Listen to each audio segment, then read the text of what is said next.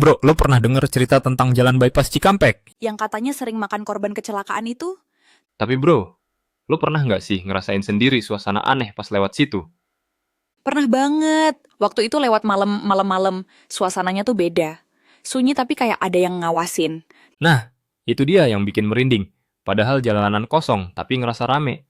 Iya, dan anehnya GPS gue sempat muter-muter sendiri, padahal jalurnya lurus doang. Wah, itu sih udah fix digangguin.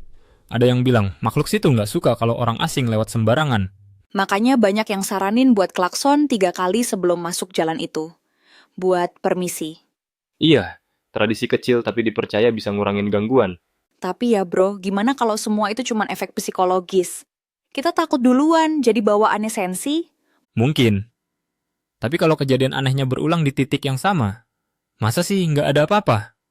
Nah itu, gue pernah baca daerah situ dulunya bekas pemakaman massal zaman dulu. Waduh, jadi tanahnya udah dari awal bercerita ya? Iya, dan katanya saat pembangunan dulu, banyak alat berat yang rusak tiba-tiba. Serem.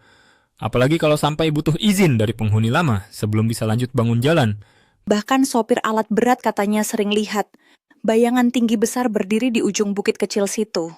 Ih, itu sih bukan bayangan biasa. Bisa jadi penunggu wilayah. Iya, di budaya lokal kan sering disebut penjaga gerbang.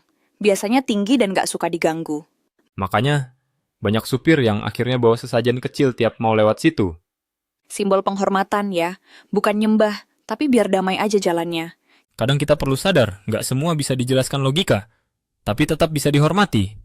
Setuju, apalagi kalau udah nyawa taruhannya, mending jaga sikap aja. Buat gue pribadi, lewat jalan itu bukan soal berani atau enggak, tapi soal sadar tempat. Bener, kayak kita datang ke rumah orang, masa langsung ribut? Harus tahu diri. Dan mungkin itu pelajaran besarnya ya, di balik jalan tol yang terlihat biasa, ada cerita panjang yang tak terlihat. Pertanyaannya sekarang, berani nggak lo lewat situ tengah malam sendirian? Gue sih mending muter bro, daripada ngobrol sama penumpang bayangan lagi.